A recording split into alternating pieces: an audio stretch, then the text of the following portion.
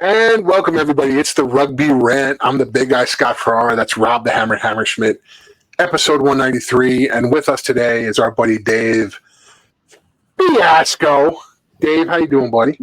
Good, guys. How you doing? Thanks for having me. Of course. We thank you for joining us. Yeah, John Cullen must be busy playing some military rugby or something. Yes, he is. Listen, it's he's captain, by the way. Yeah, I know. That's like he was the captain. That's why I told him make sure he stretches a lot. Like, when's the last time he was really competitive? I love busting his balls about that. So, well, bro, he told me before we did 2 weeks ago. He's like, "Yeah, I have actually been training for 4 months. It wasn't like what happened when the Hounds gave me a call."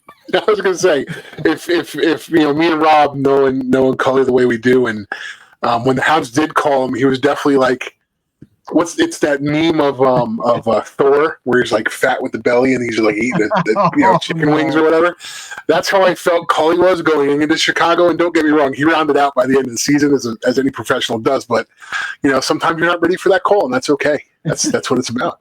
That's right. That Kiwi 9, a few years ago was out fishing on a boat somewhere, right? Dude, I still have collegiate D1 eligibility if anybody's looking for a 37-year-old prop who hasn't played in about 10 years. Oh, good Lord. So you're saying you want to play 9? Is that what you're saying? Yeah, of course. What are you talking about? I mean, you've seen me kick. Come on. Listen, I'm 1 for 1 in conversion attempts in my career. 100%, baby. Well, stay off the pitch, and that way you keep it at 100%. That's what I'm saying. It's all about the optics. Stay off the pitch. I can't fuck up. That works. I'm also 100% eating KFC buckets, too. So, keeping that streak alive. But anyway, folks, this is episode 193. Again, as we say all the time, this much closer to 200. But before we talk about that, I just want to say we are looking for more rugby content creators. If this is something you want to do, if you have a show idea, if you have an idea for an interview style, hit us up. Go on Facebook, hit us up on Facebook Messenger, rugbyrantpod at gmail.com. Hit me or Hammer up individually. We're looking to kind of branch out and have some more shows on our network. And if you have an idea, come talk to us, flesh it out. We'll see if we can make it happen. And we're always looking for bloggers for the rugbyrant.com. And just so folks know what's coming up in the near future, the Rugby Rant is committed to trying to get all 11 head coaches on the show. Won't be full-length hours, but 30 minutes or so, where we're just going to preview the upcoming season. Who they like in their, not who they like in their squad, but who's been the additions they're looking forward to in their squads. What their style of play was going to be, leadership, all those kinds of questions are going to be things I'm going to ask them about. We just got a recording with head coach from San Diego Legion, John Minetti, last night. It'll be coming out, one of the first ones. I appreciate it. He's a good bloke, and we had a lot of fun doing it. But nevertheless, look for that series to come out. It's going to be a lot of fun as we preview MLR 2025. It's always fun when we do a preview because everything we talk about preseason never comes through by the time we hit the next offseason. I mean, there's a reason I am in the bottom of the barrel in Super Brew most seasons. But let's get into Around the Pitch.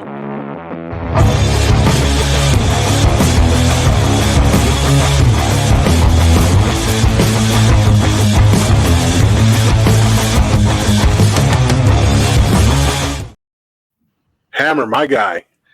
Yeah, I just want to talk about the Midwest Championships put on by Ryan Ginty at Next Level Rugby. You can go back and check it out on his YouTube page, also in Midwest Rugby's YouTube page as well. Nevertheless, congratulations to the Chicago Griffins. What an exciting match. I was on the call on that one. Nail biter all the way to the end.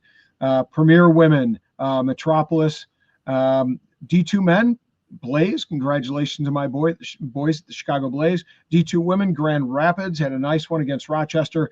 The D3 men's, South Pittsburgh Hooligans over Red River, very close one in that match, 20-17. And then the D4 men, Indianapolis over Lincoln Park, 31-24. Congratulations to all teams who will be playing in the fall. Should be exciting at the club rugby level with the Midwest being represented.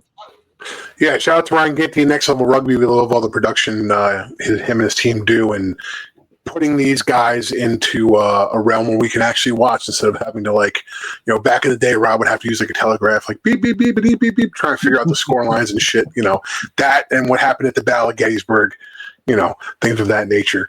But no, seriously, thanks to Ryan and Next Level, because we actually get to watch these matches now and take part in what's going on in different parts of the country.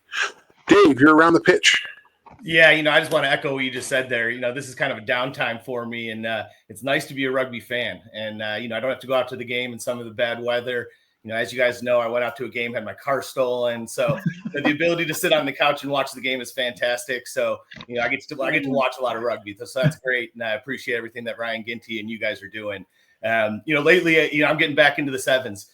We've got the boys and girls heading down to New Zealand for the Global Schools Tournament in the middle of December time. I just completed on the boys' side our camp, so we brought in 24 boys from the U18 level and selected the top 13 that'll go down and represent us down in Auckland, New Zealand, from December 6th to December 16th. So looking forward to seeing our boys represent. We finished sixth in the tournament last year, which is a huge honor for them. A lot of those guys, I think will represent on the global stage down the road. Guys like Noah Brown, Lucas LeCamp, those are guys and names that that have featured at this tournament. So we're looking for the same type of experience, for our U18s on both the men and women's side. So Fiasco, awesome. I gotta ask you, is Mrs. Fiasco sending a gift basket to Ryan Ginty, thanking him for not only keeping you at home but also keeping your car safe? Yes, and yes. Listen, it's in the mail, Ryan. One of the funniest texts I ever got was Hammer going, "Yeah, so Fee had some fun this weekend," and told me the whole story. To which I immediately texted Fee, like, "What the hell's going on?" And then I got the backstory a couple of days later of, like, finding the vehicle and such. You go to a Lions Bombers game, and that's the outcome. And the best part is, I'm like, "Well, Hammer, you didn't like offer to drive him home?" He goes, "I had no idea it happened." That's true. Oh God! Listen, I've worked in some seedy parts of the Bronx where your car isn't there when you come back for it, so I know what it feels like. It took him 47 years to get me in Chicago, so I don't feel too bad. Listen, Chirac, baby, Chirac. All right, it's my turn now. After throwing shade on the Windy City, the Miami Sharks this week, or the beginning of last week, I think. Named their new chief executive officer, Milagros Kubeli. She was the CMO last year in their inaugural year as a team, and she, has a ton of experience, the upper levels of a lot of businesses, but including rugby. Sponsorship executive for Global Citizen, marketing director for Play Patagonia, which put on a lot of South American and Central American rugby tournaments and soccer and a whole bunch of other sports down there. So she's used to the big time. I see this as a easy transition of leadership to a team that, while they struggled last year on the pitch, it seemed as though their game day effort and their administration was good. But again, we see a lot of first team struggles that first year. But this transition seems a little more natural than maybe some of the transitions we've seen recently. So good luck to Milagros, and we're gonna see what she could do with Miami this upcoming year with the Sharks, baby. I mean, we talk about transition all the time, right, Hammer? And yeah, some of it seems to be super forced. Some of it, like this, seems to be more natural. And we always feel like the outcome of these more natural transitions show up on the pitch in a more positive way. And I think the telltale sign in the MLR that a transition of this sort has no positive effect. You immediately see it. Now the Sharks do a pretty nice job at the social media. They have been all last season. But even like the NOLA Gold, we're seeing a transition in leadership there, transition a little bit of a small part of the ownership. And we've seen that them really step up their social media piece, just not only with player announcements, player thank yous, but also some of the social side that they do in and around New Orleans. It's been pretty fabulous. So it's good to see, and hopefully those best practices continue throughout the MLR. Absolutely. And, NOLA Gold, and now with the announcement that Houston is kind of doing a little bit of rebrand, are they the Houston Gold? Because I mean, they're that Right. that mustard color, whatever the frig they have, they're like gold. They're gold and black now. I'm like, it's weird. I'm hearing it's Nola Gold West is actually what I'm hearing they're changing it to. This will be a topic for a few weeks. Why can't people pick original fucking colors in this league? I've been saying it, Rob. Have I not been saying it for 5 years? Every time a new team comes in, it's like the same fucking colors. Yeah. And don't get me wrong, red, white, and blue for two teams is okay, but like red and black, Utah and Atlanta, what the fuck? You know, like there's other colors besides that. And the SaberCats had a nice yellow. They had a nice fucking yellow. I don't know why you need to change it and darken it, but whatever.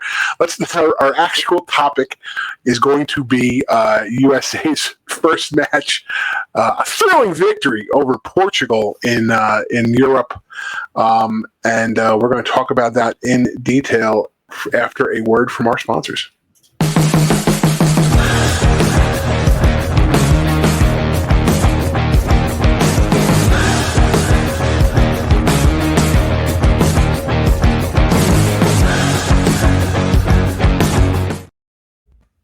So like we said, we're going to talk about the Eagles' win over Portugal. That was 21-17, Saturday, November 9th. The weather seemed to be really good. It was like 65. The wind was about, I think, 7 to 10, so nothing too crazy, which, is kind of on par for where they're playing, in Europe around this time of year. It's funny because our buddy Dan Falcon, we were talking I don't know why we were talking about weather. Oh, because I came out with an article today about weather and rugby. And he's like, talking about Louisiana. I said, well, there's a reason, Dan, I will only come and visit you in fucking December and never during the MLR season. And that's particularly because I already sweat enough. I don't need to sweat in Louisiana in February. But, it's something we do like to talk about is pitch condition. The pitch condition seemed very, very good in this match. Did you notice that the official actually moved the scrum several times because of the looseness of the turf? So while the weather was nice, maybe they got quite a bit of rain prior to, which made the... But I also feel like sometimes it's not necessarily the pitch could have been good. It's just guys are wearing deeper studs now. It depends sometimes, I feel like, on how the players are playing versus like the pitch condition was shady. Like if you look at the Eagles when they played Scotland, it had rained for like 7 straight days in DC. I mean, it was like spongy isn't even the word. I don't know how else you could say more spongy, but it was like literally you're just in DC. It didn't seem like that in this match, but you're right. They did have to move the scrum because it was getting chewed up. It's rugby though, right? This is why we play. Yeah, I know a lot about those scrums. Yes. By the way, Dave, you giving orders from the wing? Yeah. Hey, sir, you might want to move that over about 5 meters. I think we've all proven nobody knows what's going on up there. So. Yes, and Dave was throwing it in my face the fact that I've only scored a handful of tries in my career as a rugby player, and David scored about 14 in one tournament as a Sevens Eagle. So you can kiss my ass. Totally throwing shade at the fat man. That's my story. I'm sticking to it. Right. But let's get to the Eagles match. For all the mistakes, and we made a lot of mistakes, and we kind of talked about this at the beginning before we started recording. I never felt, even when it started, you were right, around the 65th, 68th minute, it's usually when we start to lose the plot. And when we start to lose the plot around there, it seems as though you could feel this energy get sucked out of the pitch, and then all of a sudden we kind of slip down the slope that we don't like. I never got that sense. I never got the sense that we weren't handling the game the way we should, even though, like, Greg Peterson had like 4 knock-ons himself. Again, not trying to throw shade at particular guys, but like that's a lot for him. He's a veteran player. I do feel locks have more handling errors than most people because they're like big giraffes, and I think sometimes they just don't know how to work their limbs. Yes, I'm throwing shade at Rob at that one. No, but seriously, locks, props, sometimes they're getting the ball quick, then they're getting contact quick. But this seemed just to be like, you can kind of tell that maybe their camp was a little short, Rob. Well, yeah, to be honest with you, here's what I saw. I saw a team that was much more evolved for the summer internationals.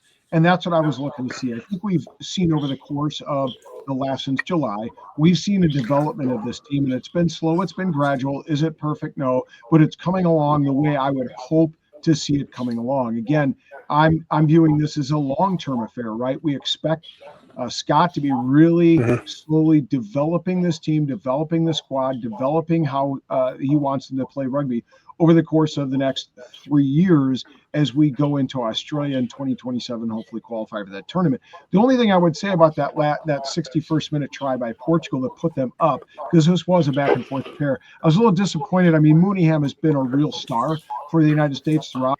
He's been a consistent player. He really got wrong-footed in that for that try, and hopefully that was just a glitch in his gameplay. But I would have hoped that he would have been able to make that tackle and at least slow the Portuguese attack down a little bit. But I do have to say, I think it was on Nate Osberger's try, if I'm remembering the sequence of events correctly. I think Mooneyham got the ball twice to really draw on that defender, and that's kind of what got Nate almost a free pass to get in and score his try. So, sometimes even though you might be making that mistake on the defensive line, you might be making up for it, on the offensive side of the ball. Yeah, I think you guys, hit a kind of couple things. Rob, I agree with you. I think it's a long-term process, and international test matches are not easy to win. And I think they call them test. These are games that we need to win. I don't want to make a lot of comparisons to guys I played with or my time, but I saw a lot of comparisons. We had big physicality in locks. Where I had Luke Gross, we saw Greg Peterson. Where I had Dan Lyle, Dave Hodges, I saw Patty Ryan, have some big moments, Corey Daniel. These are big physical guys. And then, there were young guys that are being brought in that will be here over the long term. And you mentioned, the Osberger try, but it was, the hooker Klein who pulled it out the back to AJ, and then it was off to BSAG, and BSAG threw a mispass out to Osberger. So again, a young guy in BSAG. I think 11 of our 15 had less than 15 caps. And again, an international test match that I think is very, very difficult to win. And again, we're not talking about, 2024. We're looking at 2027. And these are little steps that guys like Mooneyham have to have. We have to learn how to win. And again, I think there was a lot of young players in there. Again, 11 of our guys, that had less than 15 caps. MLR outside of AJ and Ruben. And these guys are now getting these meaningful match minutes. If you're following Scott Lawrence on LinkedIn, he's talking about it. And, this is now, I think, our 7th test this year. So with 2 more to go, right? So we're 2-5. And while we may want to see, more W's, we got one here in November. We have an opportunity against Tonga. We have another one against Spain. And again, I think we're starting to see some of those building blocks.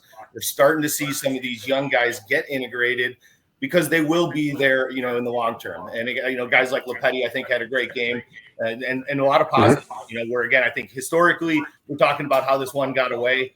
Was it perfect? By no means, and I also thought we had opportunities 10 minutes into the second half to really put it away with a foot on the throat, and we just quite didn't get there. So, we'll get better, and I'm excited for that.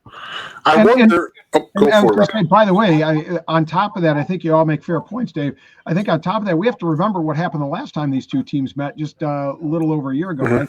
Wasn't it 42-27? I mean, the United States looked to be outclassed, and they certainly were not outclassed in this game. They were in it every bit. And this was a game that we thought, boy, if they could win, it'd really be happy days, at least, for the week. Yeah, if you look at that Patty Ryan try, I mean, he broke through that tackle, and it seemed as though, and again, maybe this is just my perception of things. Sometimes I feel like when we make that first contact, it has slowed us down so much that it gets their defense into a position for that second tackler to really come in and put us down. Patty Ryan blew through that first tackler and just was in fucking 6th gear by the 5th step. It was a great try to see, and that's kind of part of the openness that I think we've been missing, especially from some of our flankers when they're in that position. The other thing, we had talked about a couple episodes ago, maybe even more than a couple episodes, a few months ago, about what does the international tests, what did those losses mean in July, right? And I think it did mean something, because if you look at who didn't play for the U.S. team in this game against Portugal. Ethan McVeigh, a young number 9.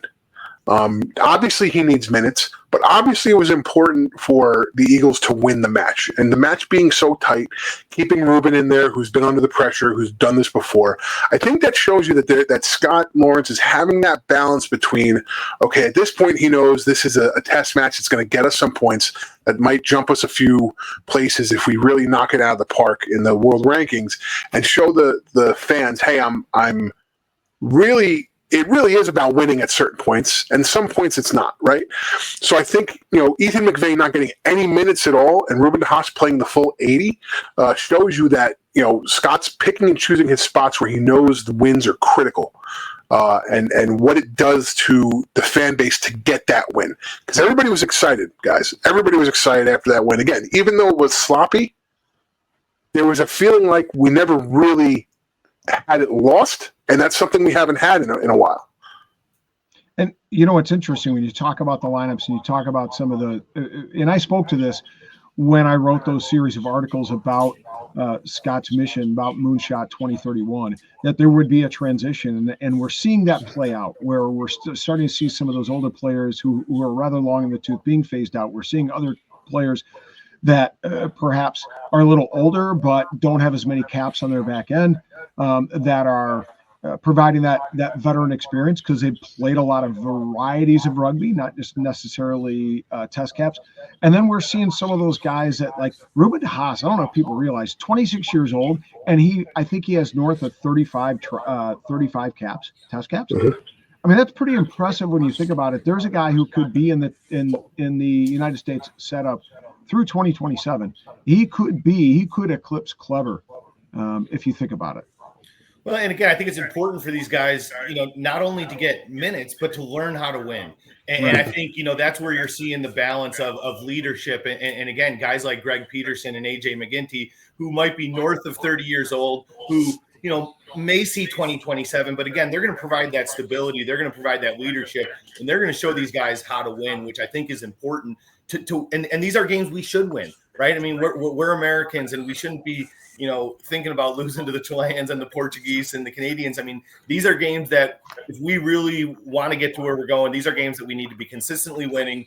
And again, it's a habit to learn how to win. And I think that's some of the happy balance. And Rob, you mentioned it. I mean, Ruben's, 26 years old, he's here 4 years from now. So again, I see that happy balance of what Scott's trying to do. And by the way, how about the way this team hung on and won? Not only scoring the try to go ahead, but then the way they defended in the last 3 minutes of this match. I was just about to, that was going to be my next point, is their defense seemed to be way better this match.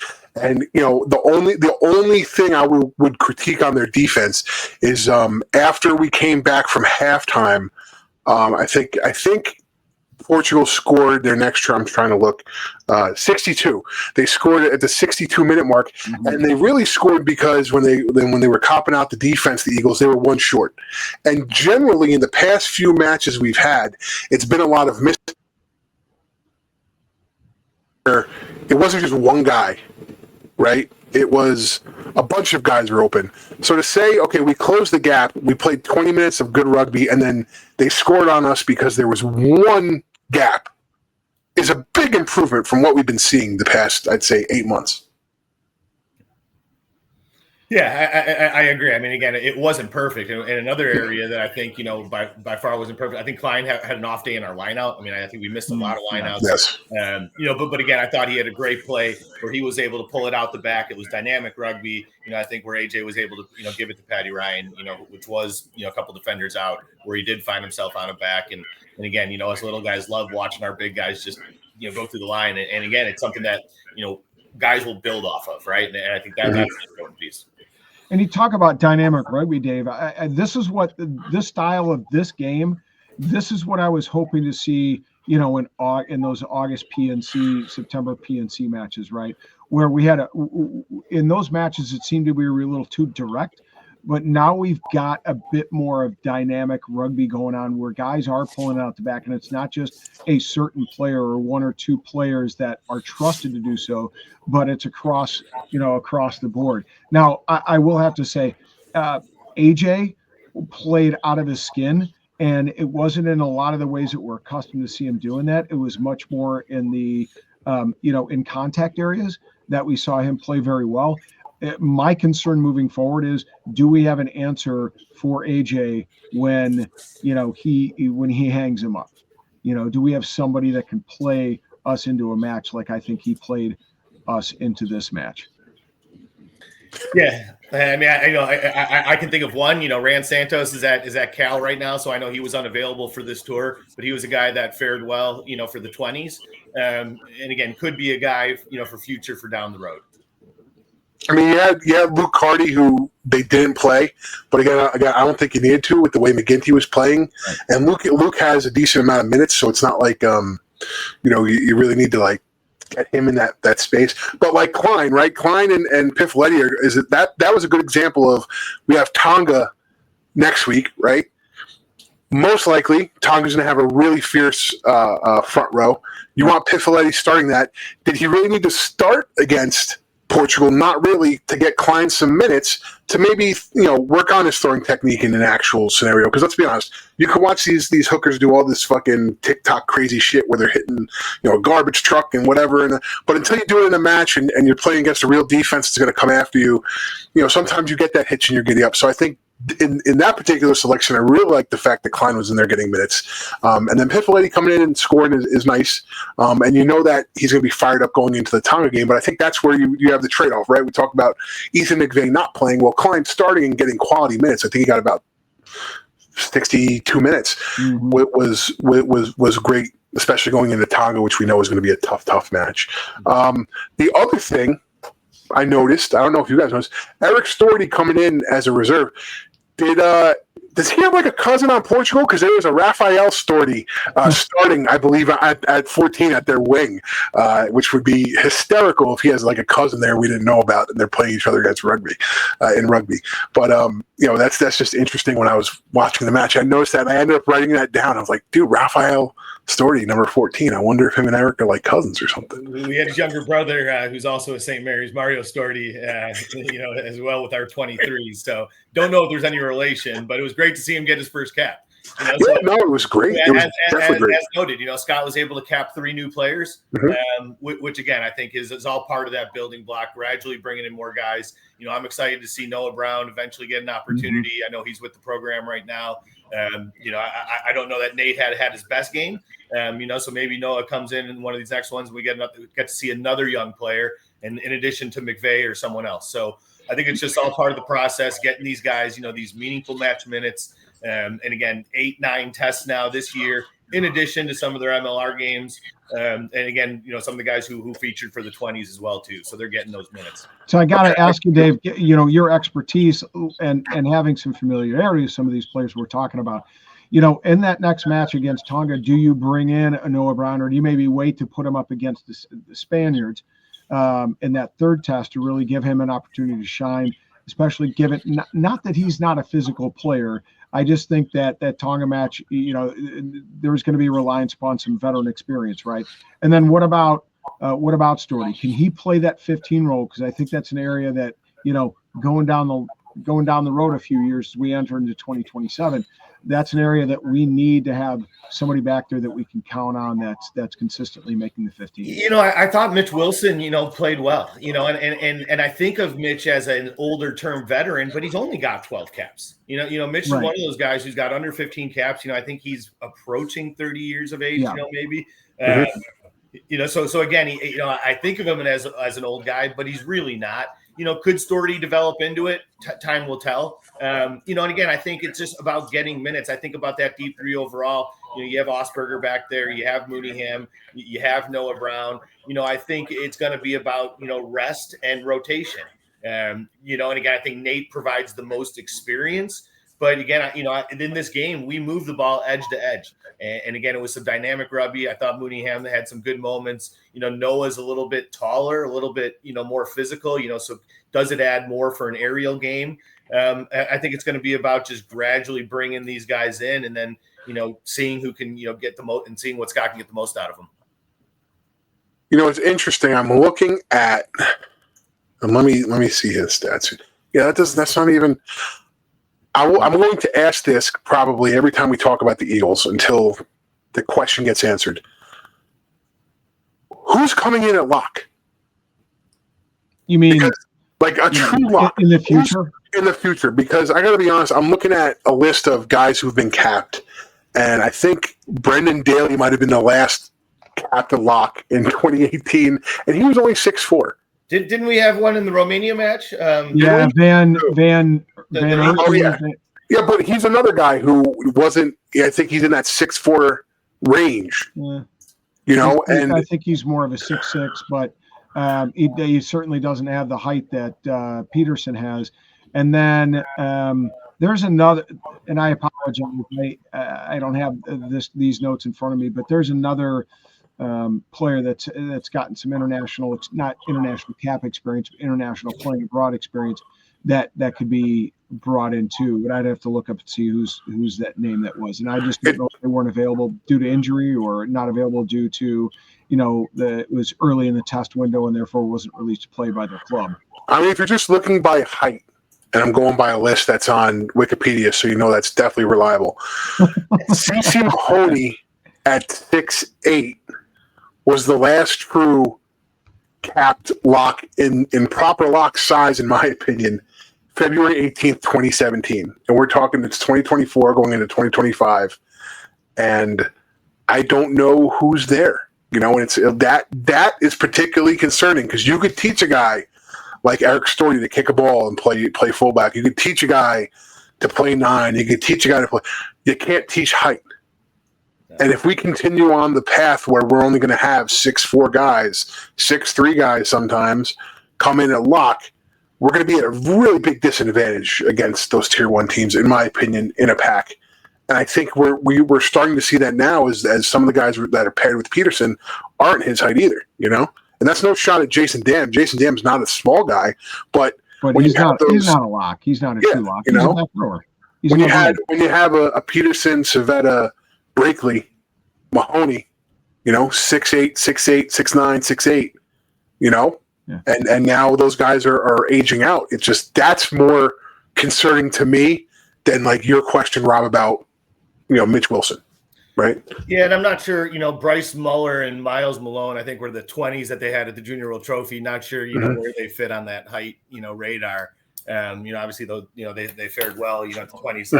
But you're right. You can't teach height, and that's our job in the pathway program to go find them. That's what I'm saying. So go look at those friggin' D3 basketball dropouts, Dave. Let's go. Let's go around the school.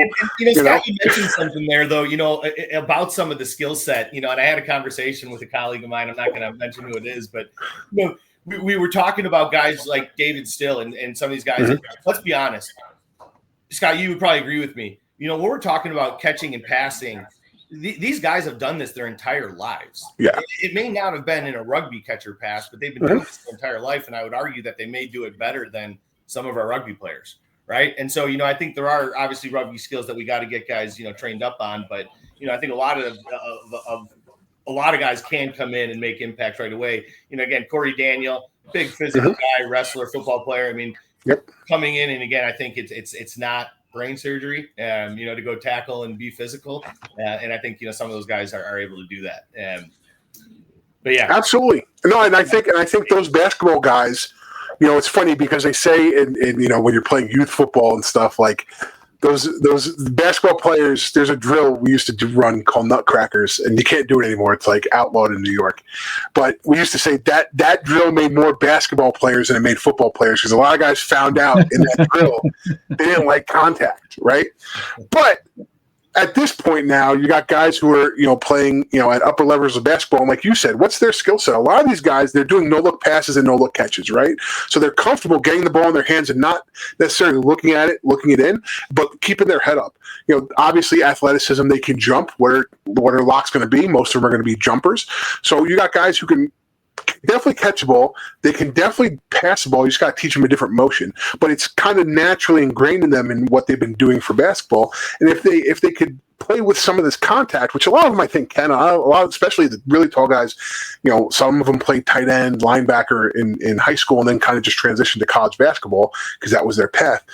I think we can cherry pick some of those guys, and that was what I was always hoping for from the Raptors organization, is to see those LeBron James type guys, those 6'8" guys that are big, broad shoulders that did play high school football. LeBron James always said, if I didn't play basketball, I would have tried to go to Ohio State to play football.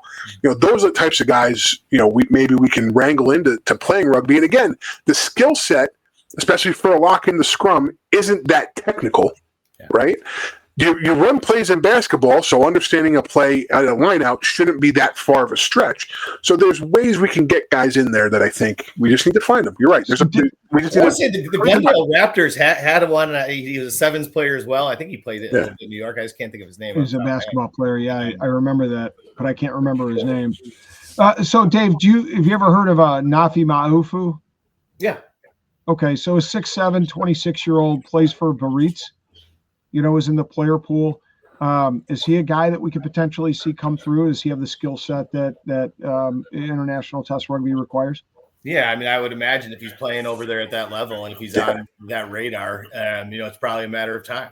That to see it. I'm not in Scott's camp, so I'm not sure who's on the big board or who they have tabbed or who's able. Obviously, one of the best ability is availability. Right. And so, if they're committed with other commitments, if they have other issues going on, it may just be a matter of time. Well, also, because we have veterans, you can make a phone call. Yeah. But also because our veterans are our locks, when you look at the guys who are veterans, I can see why bringing in a new guy right now isn't necessarily the best if you're trying to put some pieces in together like an Ethan McVeigh or an Eric Storty in those other positions. Because, again, like the technical piece of it, most locks will get, especially if they're playing at the level in France that he's playing at. So is it worth kind of pushing out the old guard when that's really who you need to teach some of these players the professionalism, the travel portion, right? So, there is that balance we talk about, and I think we're finally seeing the fruits of that balance. Let's preview the Tonga match a little bit. Yeah. I think this is going to be a tough one for us. As much as we like to say we're a physical team, just those poly teams are just built like brick shit houses, and they're thick fucking thighed and they run fast, and I think that throws us for a loop sometimes. Yeah, I mean, I think if you look at the Fiji and Samoa match, again, not that it'll replicate that. I think that was an 18-13 loss to Samoa, so we were in that one. We were in it. The Fiji game was a little bit. Got away from us. We didn't have much on the attacking side in that one. But I think we can. And again, for me, I think this can be a winnable game, right? And if they can front up, and if I am Connor Mooneyham, if I am, Ruben DeHaas, I'm looking to Greg Peterson. I'm looking to Patty Ryan. I'm looking to, Corey Daniel, these guys that need to front up, need to be physical, need to play the way I think that they did in the Portugal match. And if they can do that, I think we're starting to see, again, some dynamic athletic rugby, side-to-side rugby. Again, AJ had one of his better games. I think Lepetti played well. Dom Beatag, another young guy. Again, I think this is a game that we can look to get a W out of. B-side played very well, I thought, especially on the defensive side of the ball. Yeah, I think he had one late penalty that I was like, let's not let him off the hook here. But other than that, I mean, I think he had a couple of good miss passes, good reads, which again is showing that he has the right vision for the game. I think the key against Tonga is similar to what I thought the key was against Fiji and against Samoa in the PNC. And is that just, organize yourselves defensively to prevent them from getting that, that offensive juggernaut going where they're getting a lot of offloads and they're chewing up meters at big bits, right? And I think the defensive structure has been so that they're really attacking the middle of that line, that offensive line or their opposition, and they're preventing that ball from getting out wide, and therefore they're clogging up that middle of the field and making teams really try to find gaps in other ways. And I think that plays to the U.S.'s strong suit when they're playing against a team like Tonga or when they're playing against a team like Samoa or Fiji. Well, Rob and Scott, I didn't mean to interrupt, but I think again it starts with one-off tackles, and when you have flankers and locks and again physical guys who can do that, it provides a lot of guys to be on their feet, right? And when they can do that, they can get good line speed, prevent the ball from getting out wide, slow it up, play slower rugby, which Again, I think Scott Lawrence's defenses are known for and can keep us in the game. And I think if you can do that, that is that shining light, that is that positivity that we think we've all been looking for. And if we can continue to improve, that's again what we're all kind of hoping and looking for. For sure. No, Go ahead. No, I was going to say, that I think the defensive effort against Samoa showed that we can bring it together to do our best to stop the physicality of the team. And we had a lot of tackles that were just one and dones.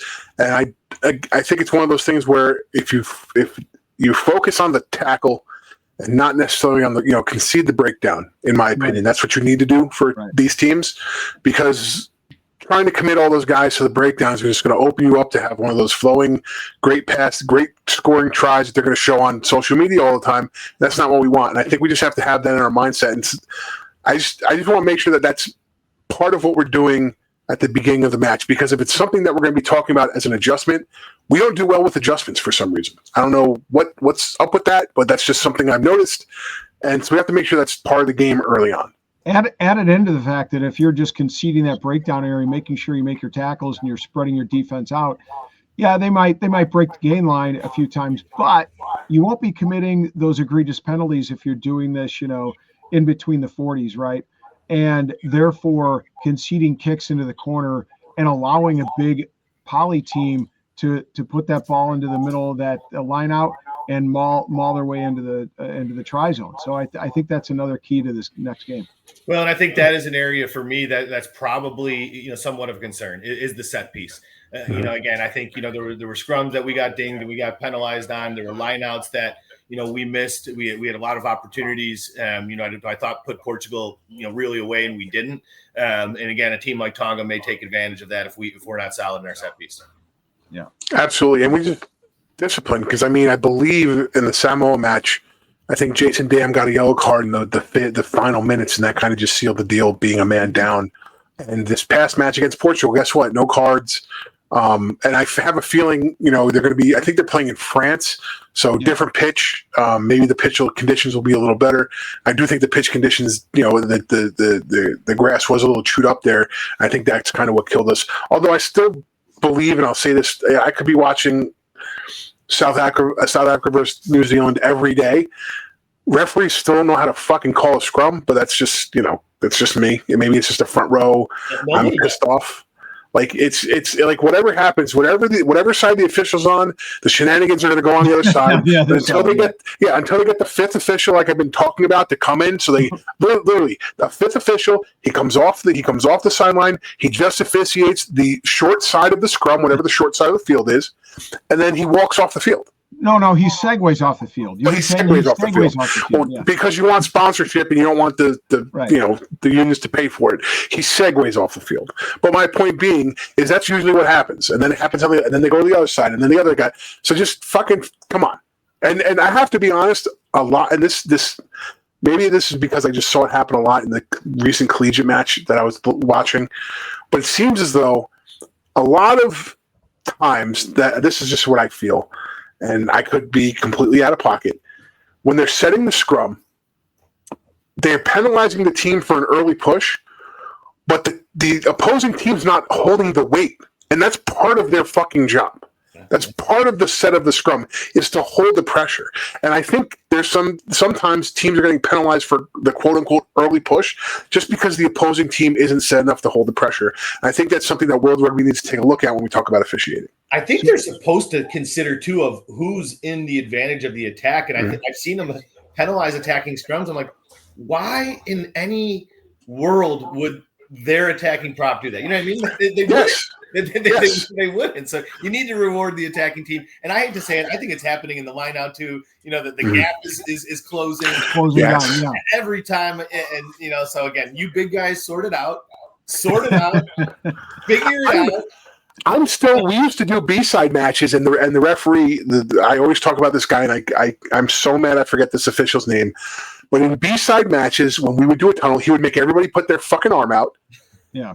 And you touch your fingertips, and if you got any closer than that, he was going to blow the whistle because he was trying to teach you to stop closing the tunnel.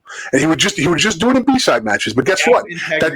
Gap. Yeah, Gap and Guess Tango. what? Well, Learning that moved over to A-side matches, and it was rarely called because we knew what the friggin' deal was. Yeah, and that's one of the things, that's a bit of the trickery. That's a bit of the head games that I like to play when I was in the second row, is it say, hey, sir, can we get a middle? They're encroaching upon the line out, and ask them to look at it at almost every turn just to keep the opposition honest. Well, absolutely. This is an opportunity to mention my 6'9" friend who I learned all my lock. Luke Gross, down in Indiana. I'm sure he's listening. And they're wrapping up their Big Ten season. So Luke taught me a lot of stuff, in the lock position. No, absolutely. And don't get me wrong, I don't want to lose the dark arts of a scrum or anything like that. But like I said, I truly feel, no offense to the officials, a lot of them weren't forwards. A lot of them didn't play and get their head dirty in that position. And that's fine. But there needs to be a little more where you bring in Joe Marler and have a fucking, on convention. I thought you were asking World Rugby to bring you on, and you get on the Segway and you can wheel your ass around the pitch. That's all you need is my fat ass falling off a Segway on an international test match. You'll have like a turtle. Yeah, it'll be all over social media. Andy Ellis will be talking about it on his new show where he's fixing up houses and shit. Like that's all I need. I have enough of myself being stupid with this show on social media and YouTube and Facebook that I don't need to have any more of those types of viral moments go viral for me. If New York only had a professional rugby team. Yeah, seriously, man. Listen, somebody, I'm not going to say who, Rick Collins, sent me that USA Rugby is looking for a chief communications officer, and he truly felt that I would be a good person to do that, which I was like, one, I'm not relocating to either Colorado or San Diego. And second of all, if it's the chief communications officer and USA Rugby, how much are they really going to pay for that? It should be work from home. Let's be quite honest. If you can't communicate work from home in this day and age as the chief communications officer, I think USA Rugby hasn't wrapped their head around the fact that they need to be a little more nationwide. But, that's my rant on USA Art today. But guys, great pod. We were all over the place, but that's the fun part, especially when we have Dave on, because there's so many topics we like to pick his brain about. Good luck going into New Zealand in December. Yeah. I expect some type of plushy little Kiwi or something you're going to bring back for me because I'm a child. If anything, bring back a couple wins for the big guy. Always love when you guys do well. Always rooting for you and the boys. Too, Dave. He likes meat pies. You have no idea. Easy, and I didn't get any comments. I'm supporting the brand today. I'm wearing your gear. I can't wear the Castor. I haven't gotten any more. Listen, we were waiting till the end of the show for the shameless plug. We just kind of building crescendoing, Dave. You have to give us a moment. I know you're super eager to get rolling here and to get yourself out. And I promise your car will be in your driveway when you're done. So, but we're getting there. Well, again, like I said, it's kind of a little bit of a downtime, so it's great to be a rugby fan, and I get to do it because guys like yourself and again our friend Ryan Ginty. So again, watching some rugby, I get to watch our Eagles again over the next couple of weeks here. Hopefully, grab some W's. And by the way, are you going to be at the Hounds Academy Midwest Thunderbirds game this Saturday? This Saturday. Poor guy's dying in his house right now. Don't sleep, Rob. Jesus Christ. He's got tough. Trying to think, maybe. As long as my wife's not watching the show. Yeah. as long as you, well, never mind. We've done enough car. We've talked enough about your car. What wife you don't know won't hurt her. That's what I know. But again, Dave, thanks for coming on. We really appreciate it. I'm sure we'll have you on. We'll probably be dark because we're dark in December, but in January when we start back up, we'd love to bring you back on and do more of just a recap of how that little tour went, bringing the kids down there. Really appreciate you coming on and talking rugby with us as always, and good luck in New Zealand, brother. Always, man. Happy to do it. Thanks, guys. Thanks. And everybody else, episode 193, done and dusted. Check out some of these RPKs. Like Rob said, we're going to try and have every coach from the MLR on prior to the start of the season. We're working with their schedules, and they've been super, super great when we're reaching out to them, and we're just kind of working it all out in the holidays. So be patient with us because they're trying to work through their stuff and still give us some time. So we really appreciate that. I'm the big guy, Scott Ferrara. That's Rob. What do we have for 200? It's just over the corner. What do we have for 200? Absolutely nothing. Drunken debauchery. We're finally gonna drink I on hope the show. Cullen's on another military tour because I'd love to be on 200. Listen, we'll go to full Monty. I'll relive my Zulu against Massachusetts Maritime at the local elementary school on a Saturday. That was fun. Don't know how we didn't get arrested, but we did it. But yeah, we're kudos approaching 200. That's awesome, guys. Yeah, the show will be done in bungee smugglers. Yeah, exactly. That's all you need to see. That'll be great. But hopefully we'll have some surprises and maybe we'll have some people on we haven't had in a while. But we'll rebrand it the Fat Man and the Old Man. There we go. Perfect. I think that's our new show, Rob. Anyway, fans, appreciate it. And we'll see you at the